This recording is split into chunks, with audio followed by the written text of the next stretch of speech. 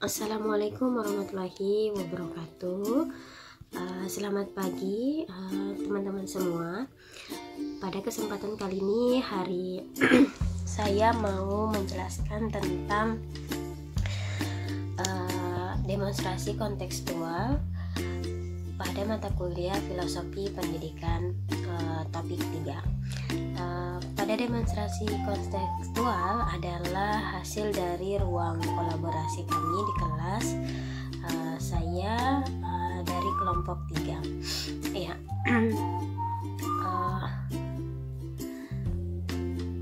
Ya, yang pertama ada 3 pertanyaan yang harus kita jelaskan. Yang pertama yaitu terkait identitas manusia Indonesia dalam keberagaman nilai luhur.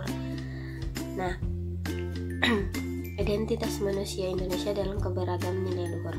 Bagaimana sih identitas manusia Indonesia itu?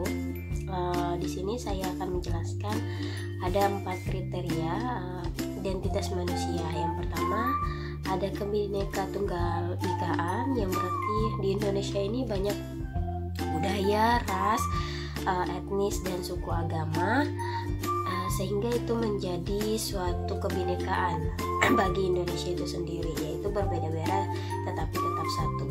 Yang kedua, manusia berasas Pancasila. Ya, seperti kita ketahui bahwa di Indonesia memiliki asas Pancasila yang menjadi dasar bagaimana sistem pendidikan Indonesia, kepribadian orang-orang Indonesia, yaitu berasaskan Pancasila. Yang ketiga, manusia yang religius. Maksudnya adalah di Indonesia ini kita mengakui ada 6 agama yang diakui, maka dengan keberagaman agama tersebut membentuk manusia Indonesia itu menjadi manusia yang religius. Ya. Kemudian yang keempat, identitas manusia itu adalah Indonesia manusia dicirikan sebagai kepribadian ketimuran. Bagaimana sih kepribadian ketimuran itu? Yaitu ramah, suka tolong menolong, gotong royong. Ya, itu. Nah, itu adalah garis besar identitas manusia Indonesia. Lalu bagaimana dengan pertanyaan kedua? Mengapa kekuatan nilai luhur identitas manusia Indonesia menjadi bagian penting dalam konteks pendidikan? Ya, kita mengetahui bahwa dari zaman terbentuknya Taman Siswa, Ki Hajar Dewantara itu mengajarkan untuk tidak melupakan nilai budaya luhur, walaupun dari segi intelektual akan terus terupdate. Nah, kemudian dari terbentuknya Taman Siswa itu, Ki Hajar Dewantara mengajarkan untuk tidak melupakan nilai budaya leluhur yang ada di Indonesia. Kemudian alasan yang kedua yaitu pendidikan Indonesia dalam relasi kesalingan bukan rivalitas. Maksudnya adalah dengan keberagaman yang adanya Kebinekatunggalan, manusia berasas Pancasila, manusia yang religius dan terkenal dengan ramah dan suka tolong menolong tersebut membentuk Indonesia menjadi relasi kesalingan bukan rivalitas. Jadi membentuk Indonesia itu untuk saling menunjukkan kebersamaan dalam suatu komunitas gitu ya, bukan saling individualis. Kemudian membentuk karakteristik masyarakat Indonesia. Nah, dari identitas manusia Indonesia itu dalam konteks pendidikan membentuk karakteristik masyarakat Indonesia. Jadi itu sudah menjadi ciri karakter masyarakat Indonesia, bahwa Indonesia orangnya seperti itu ya, tidak sama dengan negara-negara yang lain. Kemudian pertanyaan ketiga adalah bagaimana rumusan tentang identitas manusia Indonesia menjadi sebuah landasan kuat implementasi pendidikan di Indonesia. Nah, di sini kami mengambil konsep Kuncharaningrat, yaitu bagaimana rumusan tentang identitas manusia Indonesia itu ada 3 wujud. Yang pertama pertama, budaya adalah ide, gagasan, nilai atau norma yang dihidupi di tengah konteks masyarakat. Yang kedua, berbagai aktivitas atau pola tindakan manusia di tengah masyarakat. Yang ketiga adalah benda-benda bernilai yang dihasilkan oleh aktivitas manusia atau disebut juga artefak. Nah, untuk budaya yang pertama ini kita bisa melihat bahwa adanya gagasan, nilai atau norma yang berlaku di masyarakat Indonesia yang mana itu tidak tertulis secara langsung namun dilaksanakan di berbagai daerah. Kemudian yang kedua, wujud kedua adalah berbagai aktivitas atau pola tindakan manusia. Nah, ini bisa kita contohkan dalam sistem bermasyarakat, sistem bersosialisasi di Indonesia, sistem pemilu itu berbeda dengan yang ada di negara lain. Kemudian yang ketiga adalah benda-benda yang bernilai yang dihasilkan oleh aktivitas manusia. Nah, benda-benda ini adalah hasil sistem sosial seperti misalnya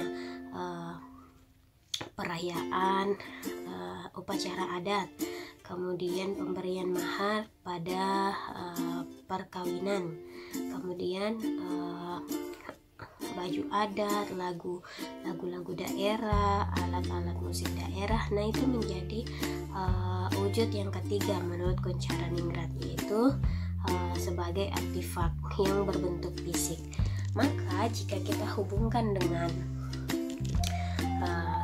kenapa hal itu dijadikan landasan kuat implementasi pendidikan di Indonesia, karena tiga wujud itu kita dapat aplikasikan ke dunia pendidikan.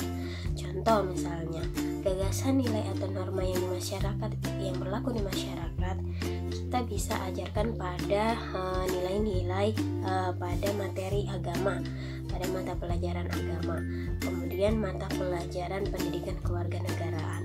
Kemudian sistem sosial, wujud sistem sosial kita bisa implementasikan dalam pelajaran pendidikan kewarganegaraan. Kemudian artefak kita bisa integrasikan dengan pembelajaran SBK seni budaya. Nah, tiga wujud tersebut bisa kita jadikan sebagai landasan untuk implementasi hal-hal atau nilai dan norma untuk diajarkan kepada anak bangsa. Kemudian alasan kedua yaitu kenapa menjadi landasan. Yang kedua itu Pancasila sebagai filosofi atau pondasi. Ya, seperti yang kita tahu, sebelum terbentuknya negara Indonesia, kita memiliki pondasi yang paling kuat yaitu Pancasila. Nah, Pancasila ini adalah sebagai filosofi pergerakan dimanapun, baik dalam pendidikan, politik, sosial, budaya, yang menjadi landasan hidup, landasan bergerak bagi masyarakat Indonesia. Nah, jika kita membaca di sini Pancasila, satu ketuhanan yang Maha Esa. Nah, dengan identitas manusia ketuhanan yang Maha Esa ini terdapat berbagai macam agama yang ada di Indonesia, tapi kita tetap menganut bahwa Tuhan itu adalah satu, Tuhan yang Maha Esa. Kemudian yang kedua, kemanusiaan yang adil dan beradab.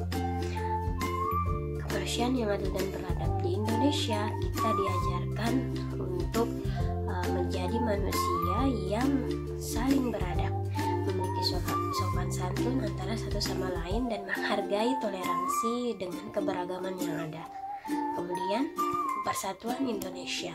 Nah, persatuan Indonesia inilah yang tadi di atas saya bilang bukan rivalitas. Jadi adanya keberagaman di Indonesia justru membentuk kolaborasi antara komunitas, ya. Justru membentuk kesalingan gitu ya antara komunitas, sehingga hal tersebut menjadi persatuan Indonesia. Kemudian yang keempat, kerakyatan yang dipimpin oleh hikmat, kebijaksanaan dalam permusyawaratan perwakilan. Nah, jadi adanya musyawarah karena memiliki keanekaragaman, maka segala sesuatu kebijakan dan keputusan akan dibicarakan dalam permusyawaratan, sehingga hasil yang didapat adalah hasil musyawarah. Nah, kemudian yang kelima, keadilan sosial bagi seluruh rakyat Indonesia.